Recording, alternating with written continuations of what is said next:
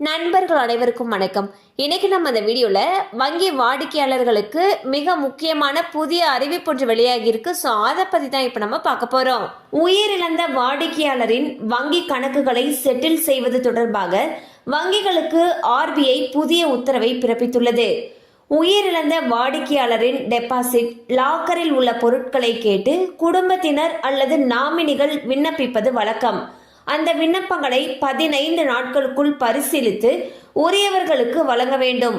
தாமதமாகும் நாட்களுக்கு 4% ஆண்டு வட்டியை கணக்கிட்டு வழங்க வேண்டும் என்று கூறியுள்ளது. ஸோ பாத்தீங்கன்னா ஆர்பிஐ மிக முக்கியமான அப்டேட் ஒன்று வெளியிட்டிருக்காங்க. அதில் என்ன சொல்லியிருக்காங்கன்னா, இப்போ வங்கி வாடிக்கையாளர்கள் உயிரிழக்கிறாங்க அப்படிங்கிற பட்சத்தில் அவங்க பேரில் வங்கியில் இருக்கக்கூடிய டெபாசிட் அல்லது லாக்கரில் அவங்க ஏதாவது பொருட்கள் வச்சுருந்தாங்கன்னா அதை அவங்களுடைய குடும்பத்தினர் அல்லது நாமினிகள் கிட்ட ஒப்படைக்கணும் இல்லையா?